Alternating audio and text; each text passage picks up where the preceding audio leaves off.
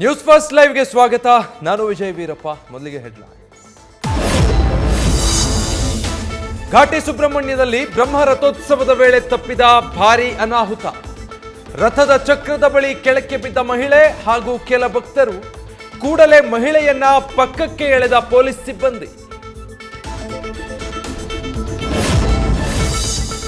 DCM ಮಾಡಿ ಅಂತ ಸಿದ್ದರಾಮಯ್ಯ ಛೂ ಬಿಟ್ಟಿದ್ದಾರೆ. ಸಿಎಂ ಬೆಂಬಲ ಇಲ್ಲದೆ ಮಂತ್ರಿಗಳು ಮಾತಾಡೋಕೆ ಸಾಧ್ಯ ಇಲ್ಲ. ಸಿಎಂ ವಿರುದ್ಧ ವಿಪಕ್ಷ ನಾಯಕ ಆರ್ ಅಶೋಕ್ ವಾಗ್ದಾಳಿ.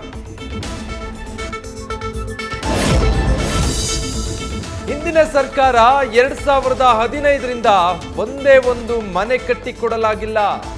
ವೇದಿಕೆಯಲ್ಲೇ ಮಾಜಿ ಡಿಸಿಎಂಗೆ ಸಚಿವ ಜಮೀರ್ ಅಹಮದ್ ಟಾಂಗ್. ಬಡವರಿಗೆ ಮನೆ ಕಟ್ಟಿಕೊಡಿ ಅಂತ ಅಶ್ವಥ್ ನಾರಾಯಣ್ ಹೇಳಿದ್ದಕ್ಕೆ ಕೌಂಟರ್. ಶ್ರೀರಂಗಪಟ್ಟಣ ತಾಲೂಕಿನ ಮಹದೇವಪುರದಲ್ಲಿ ಹುಲಿ ಕಾಟ.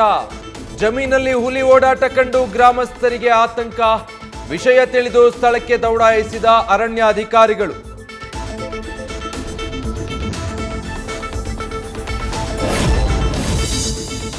ಆಂಧ್ರದ ಲೇಪಾಕ್ಷಿಯ ದೇವಾಲಯಕ್ಕೆ ಮೋದಿ ಭೇಟಿ.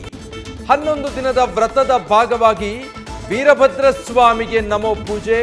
ಲೇಪಾಕ್ಷಿಗೆ ರಾಮಾಯಣದಲ್ಲಿತ್ತು ವಿಶೇಷ ಸ್ಥಾನ.